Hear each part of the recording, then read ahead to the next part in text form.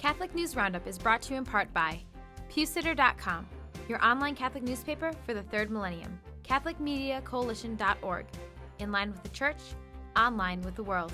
And TheAmericanCatholic.com, politics and culture from a Catholic perspective.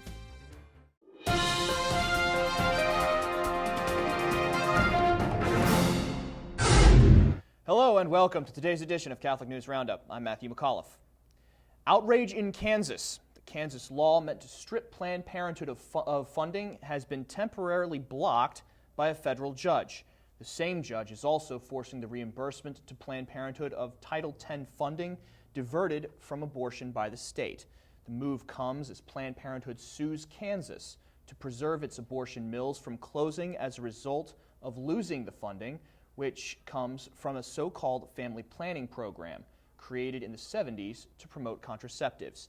Kansas has already channeled some of the Title X money taken from Planned Parenthood towards health clinics that do not perform abortions, and the judge has ordered the state to use dollars from its own tax budget to refund America's abortion giant. For Florida, pro-life Governor Rick Scott has signed 4 new pro-life bills into Florida law books during a ceremony at the governor's mansion. One law cuts tax dollars to abortion by prohibiting some insurance policies from covering abortions, while another requires ultrasounds to be offered before abortions are performed, even when they're not medically necessary.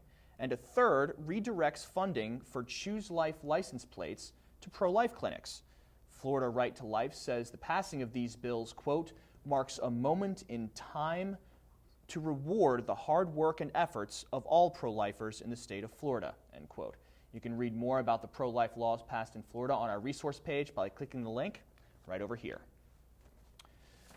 Catholic Pro-Abort Agenda, an international pro-abortion group which is Catholic in name only, is trying to convince the Polish government that the Catholic Church really does support abortion. Catholics for Choice has sent a letter claiming that the Church has admitted that it doesn't know when a fetus becomes a person, citing the Vatican's declaration on procured abortion released in 1974. Catholics for Choice is a pro-abortion activist group started by a man expelled from the Jesuit order, labeled by the United States Conference of Catholic Bishops as promoting positions contrary to the Catholic faith. You can read more about this story on our resource page by clicking the link right over here. Stay with us. We'll be back in just a few seconds. Catholic News Roundup is brought to you in part by NewOxfordReview.org, the voice of Catholic Orthodoxy, in print and on the web, and RenewAmerica.com, expanding the influence of America's grassroots in the cause of freedom. Rainbow Ministry of Mexico. The Vatican is turning its eyes toward a Mexican diocese's homosexual ministry effort, questioning whether or not it should be affiliated with the church. The group in question, called Comunidad San Alredo, explains in an article on infocatolica.com that it is a, quote, forum of information to the community, Christian or not Christian, Catholic or not, who wants to know more about the gay community, end quote. Father Robert Coogan, a priest from New York, who helped start the homosexual ministry, says that though the teachings of the church on homosexuality are correct, in order to work with someone attracted to the same sex, sometimes it is necessary to go beyond the catechism.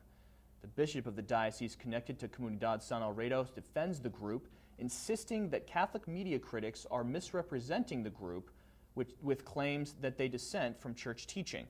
You can read several articles on our resource page containing details on the story by clicking the link right over here.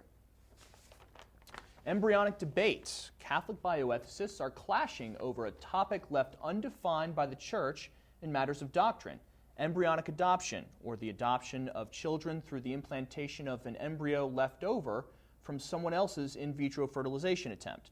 During a bioethics conference held at Christendom College in Front Royal, Virginia, sexual ethicist Dr. Janet Smith of Sacred Heart Seminary in Detroit offered a mode of thought that differed greatly with Father Tad Pacholczyk's thoughts on the issue.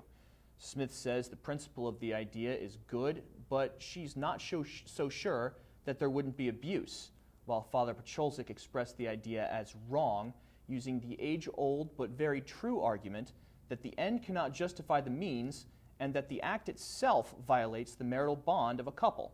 The Vatican has only made one statement on the issue, saying in 2008 that the thousands and thousands of frozen embryos represents, quote, a situation of injustice which in fact cannot be resolved, end quote. I'm Matthew McAuliffe. Thanks for tuning in. Be sure and tune in tomorrow for your daily dose of Catholic News Roundup right here on RealCatholicTV.com, and be sure to check out The Vortex today, where Michael talks about truth and evil. Thanks for tuning in. Be sure and tell all your friends about us, and as always, God bless.